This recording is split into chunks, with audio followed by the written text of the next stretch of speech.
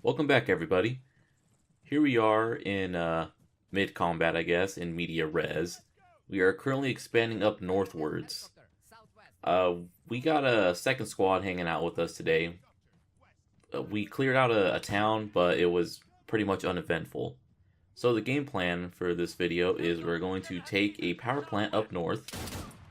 We are then going to head further north up, and we are going to take out the two nearby outposts located on that hill up there to our left. Since it's elevated, make a great position to not only for defense, but since all the attacks will be coming from the north, that higher ground would be excellent for putting up anti-air defenses. And once again, this base here is like this power plant here is like another freebie base where there is a like 5 guys defending it. I think that's the last one we'll be seeing for a while. So we'll just take it as take what we can. Now, like I said, we do have a second squad with us. Their main role is to pretty much just hold the power plant for us while we go and attack the nearby outpost. Because with the previous video, pretty much I would take the power plant, or I would take the base, and then I'd leave it for a few minutes, and then one single AAF guy would come up, stand on it, and I'd lose it. And with the restrictions on recruiting defenders while the base has bad guys near it, makes it kind of a pain in the ass.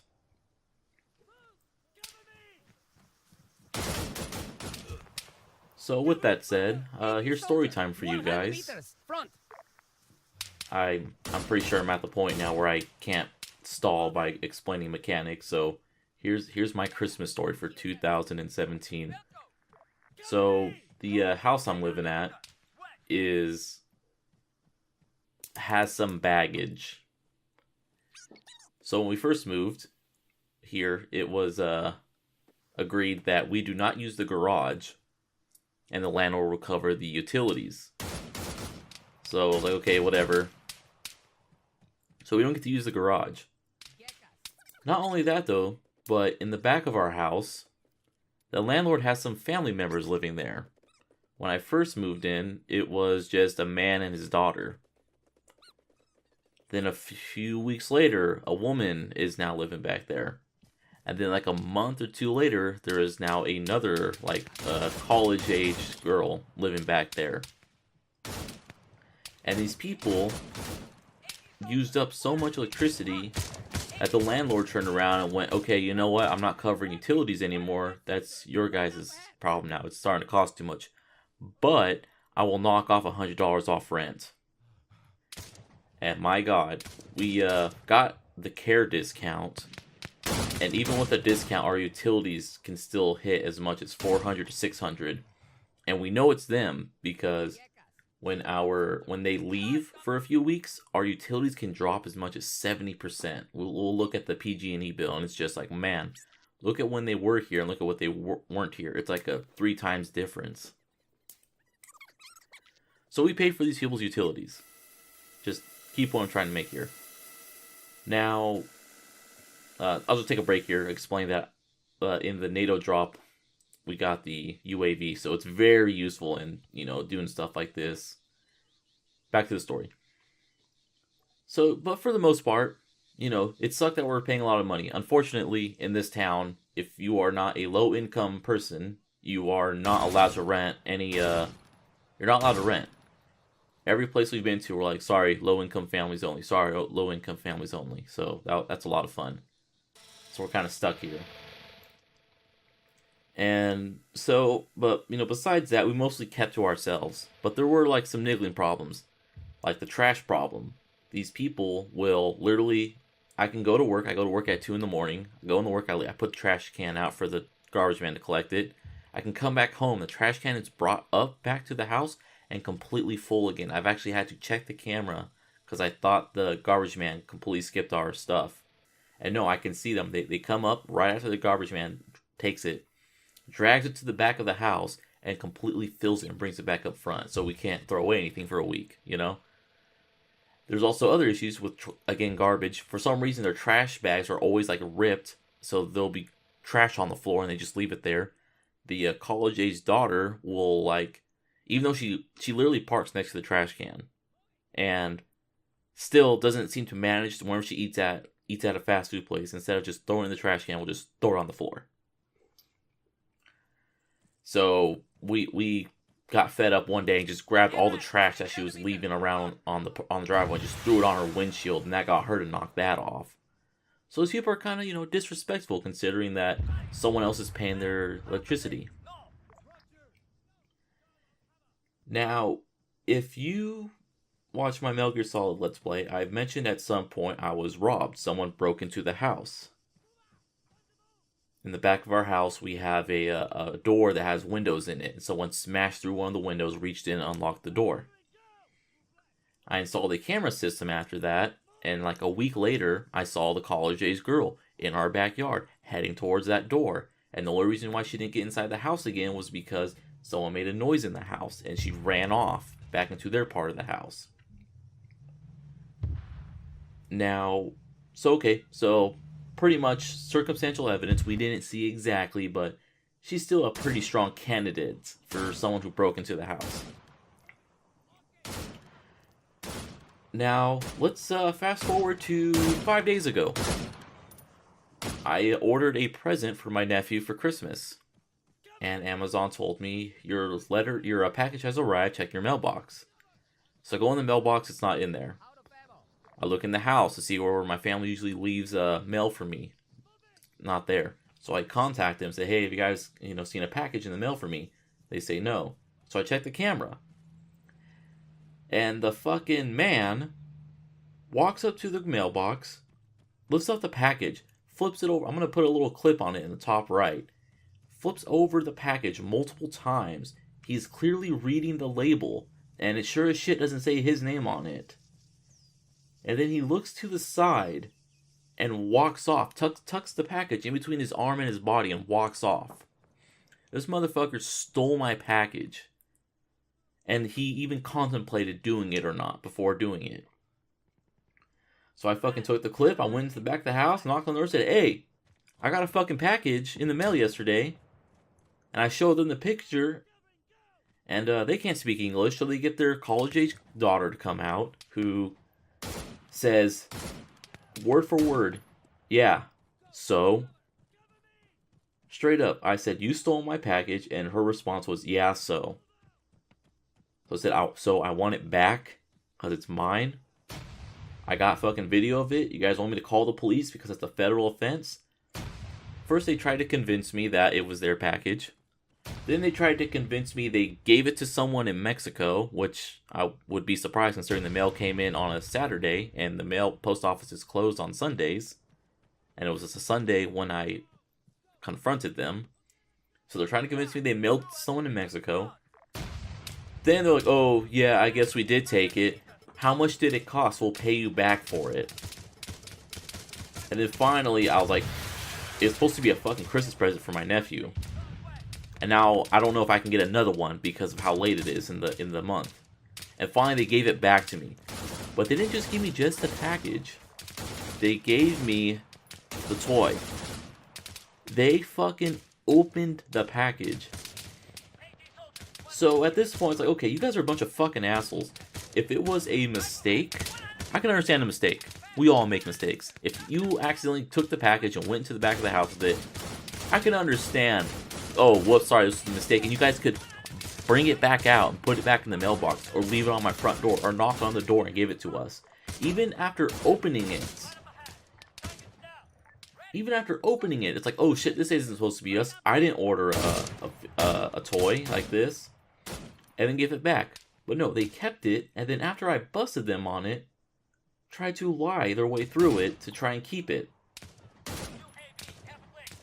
Yeah. Yep. These fucking people. They don't even pay rent. We pay the rent. We pay the utilities. We have done nothing wrong to these people. And they have broken into the house and stolen our fucking mail, and are generally rude as fuck when it comes to the cleanliness of the place. So, that's the American housing system right there for you guys. Fucking, we're abused pretty much, and there's nothing we can really do about it. What, we're gonna try and retaliate? You know, contact someone, get the homeowner in legal trouble? Well, I guess that means we're now homeless, and we can't find another home because no one will rent to us.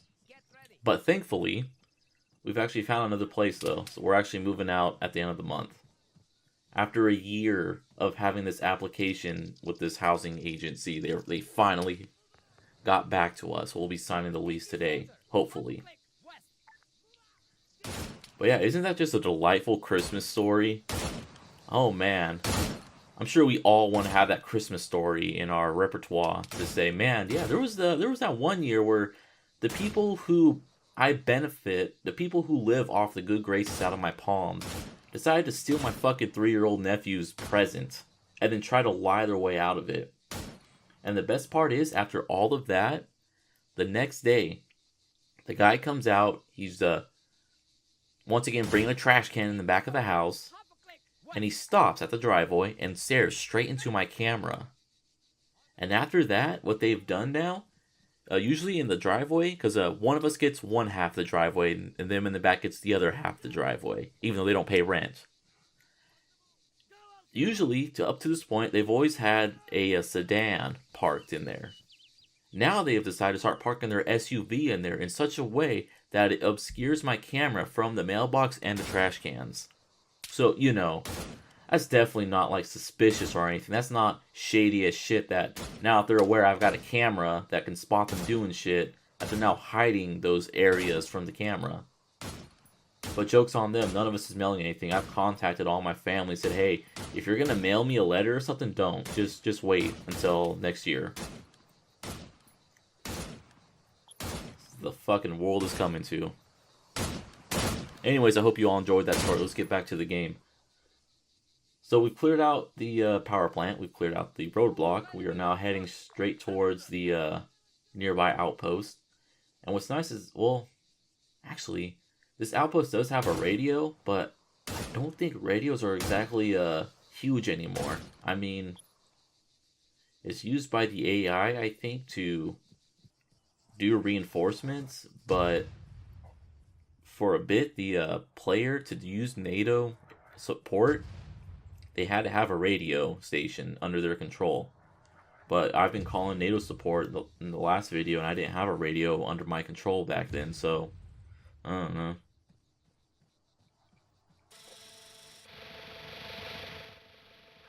And yeah, trying to use earplugs more often. And oh my god, look, that guy is right in front of me. Oh shit, oh shit, oh shit.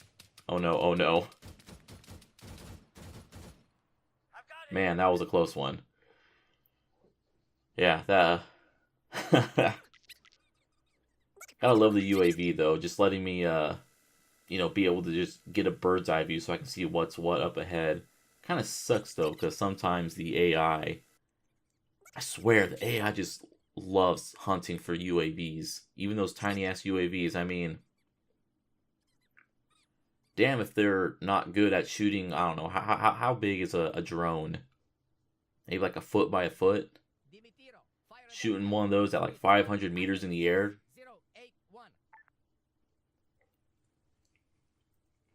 And you may have also noticed we do have a mortar truck on standby this whole time, which I've been using to call in strikes for us. And we've also got a mobile anti-air truck. It's literally both the mortar truck and the air truck. It's literally just a truck that has either a mortar or a anti-air launcher in the back. And sometimes they're kind of scary to use. It doesn't seem to be as bad now, but before, like, the trucks would try to drive, and then the turret or the mortar would fall through the bed of the truck and launch the truck like 100 feet in the air. Pretty, yeah. But they don't seem to be having that issue anymore, so they'll probably be seeing more use than what I'm used to using.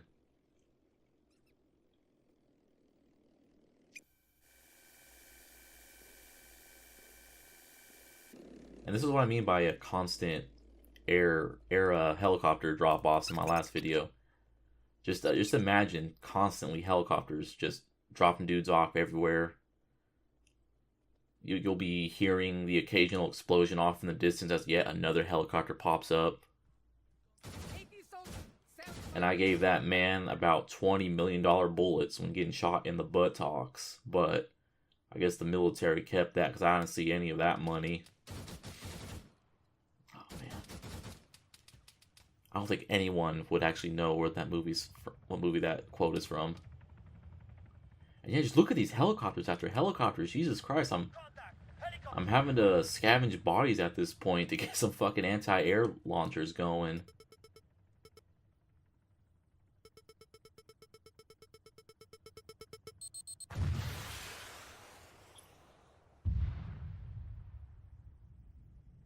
But it's always nice blowing up a copter, though. They usually have about 6 guys for the Hellcats and quite a large number for the Mohawk, I think it's called. It's a pretty nice payoff when you manage to blow them up. Of course, usually your AI teammate will blow it up instead, and then you get screwed out of the pay. So we're almost done with this base. We just need to take out just a few more guys on the side of that hill. I really do not like fighting over curves like this, either above ground or on below ground. You don't know where they are. You know, if you manage to peek your head out at the wrong spot, they're gonna get you. Doesn't help that they're all prone in the tall grass, so I can't fucking see them. So at this point, I'm just like, okay, let's just fuck it. Let's just mortar them. Also, there seems to be a bug with the mortaring menu. It seems to be every time you reload the game, for some reason it'll bring up the menu multiple times. So you'll notice I'll like say, okay, strike here, and then the menu will immediately pop back up again. I gotta back out of it multiple times before I can select where to attack. So spoilers, I reload quite often because I don't have the time to constantly reset and completely restart fights. I am so happy now they changed the mod around to where you can actually save in the middle of it. Before, the saving option was locked off, and that shit was about as fun as it sounds. Alright, we might as well grab some stuff from this box while the mortaring is going on. Come on, it's just 2 guys. Why can't you hit 2 guys?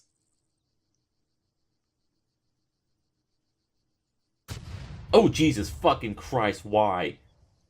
That is nowhere near where I told you guys to fire. You guys are a bunch of fucking dicks. Alright, everyone, step back. God. And of course, the medic is the closest one to the explosion, so you could have been the one most likely to fucking die. I don't know what it is in this game. It just seems that if medic, then chances for death is increased. At this point, I was like, you know what? Fuck these mortars. I got a better idea.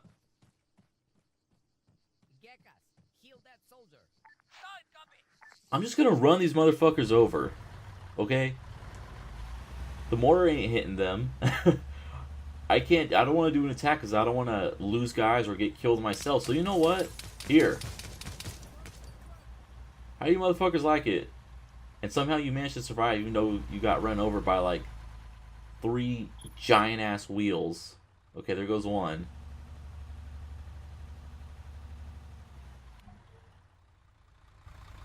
And we'll just take care of this guy the old-fashioned way. There we go. God. Sometimes, you know, that happens actually a lot. So if you ever wonder why I cut around so much, it's usually a case of there is one guy and I don't want to rush him because I don't want to die. And here's another reason why I want to capture these bases. It gives like a good sight lines across the whole, like, you know, immediate area.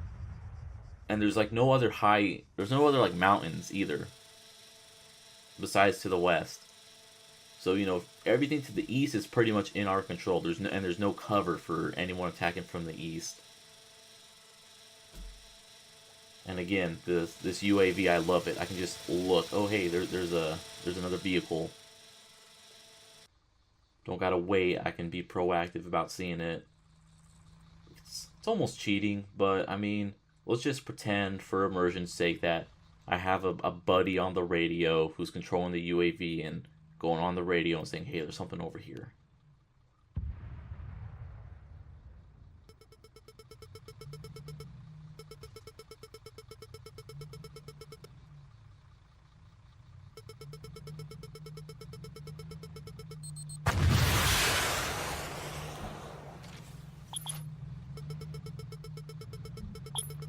Ha! How do you guys like that? Oh! Okay, I guess that'll show me then. I'll just keep my mouth shut in the future. Jeez, how the hell am I alive? That was literally right at my feet. God damn. I must be wearing the explosion resistance armor or some shit. Whew. Alright, well, we're about halfway done. We got, well, 2/3 of the way done. Now we just need to take out that last base right up on the top of the screen, but it seems between this base and that base is a, oh my god, it's a roadblock. And what's nice is that the, you know, Petro's sending in the cavalry, has a armed truck. Maybe he can take out the outpost for us. Let's hope.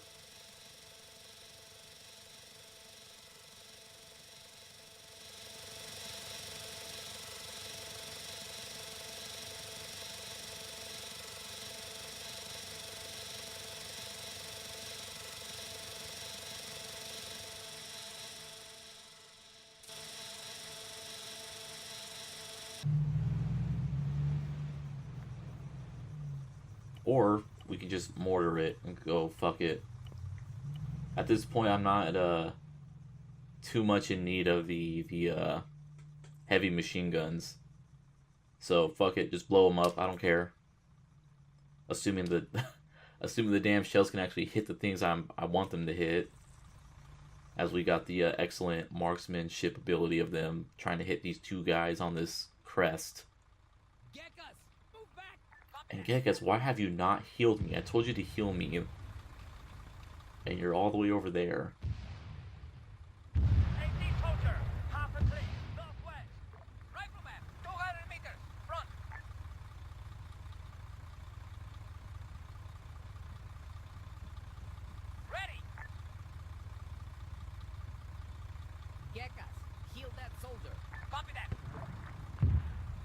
And once again, more helicopters, just helicopters everywhere. God damn.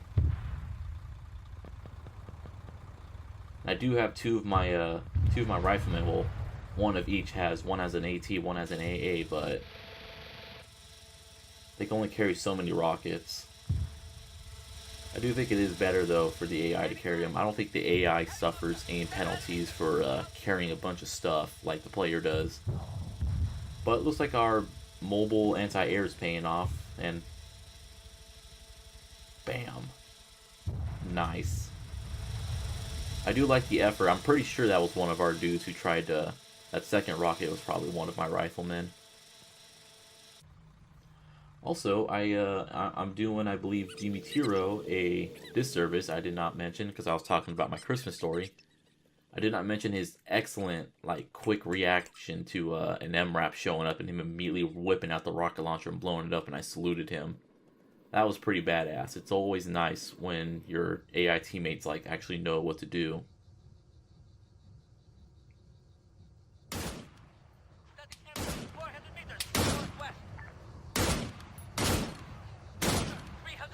Looks like these guys are the survivors of Roadblock. The mortar didn't get all of them, but got most of them, and it seems to have cleared off the machine guns, which is my biggest fear. I swear, those heavy machine guns, they are incredibly overpowered.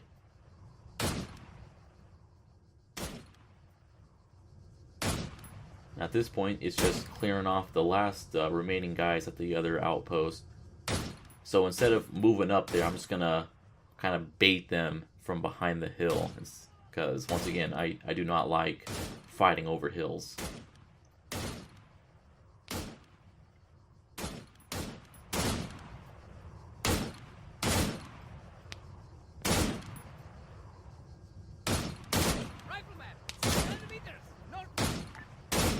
I'm just kind of surprised though. I mean, usually I do get impressed by the AI in this game, but like, look at these guys. None of them are reacting to me shooting them, really. They're just kind of moving around. Then again, I guess it's not help on my awful aiming. Oh my god.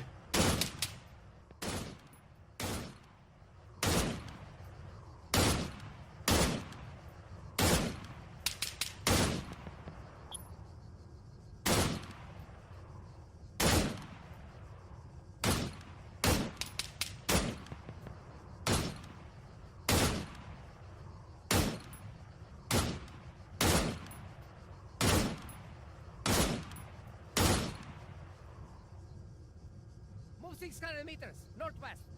Since we got most of them taken out, may as well move the AI up. Again, it just seems to be a thing I have where I'm always reluctant to kill off or, you know, sacrifice my own dudes.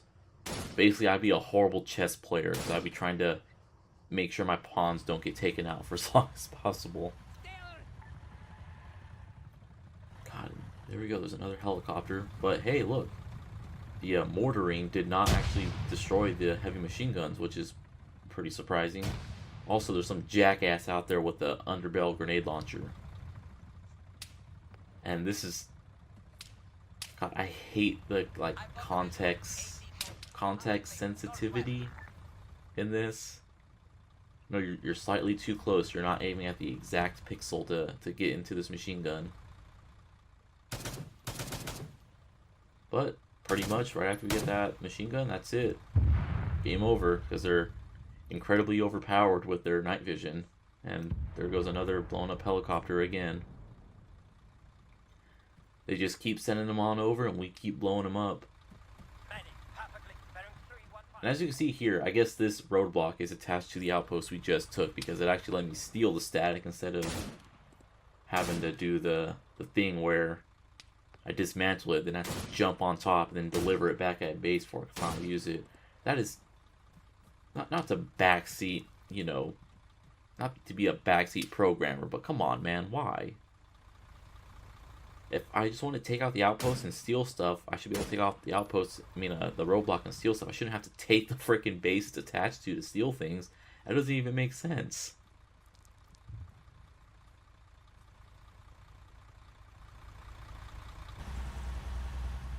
Alright, since we got most of the guys taken out, I'll just reuse my old trick from the last outpost, where I just go fuck it and run them over with a truck.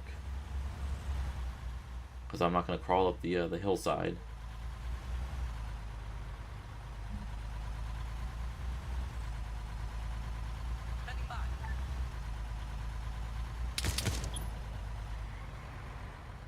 Candygram. Bam.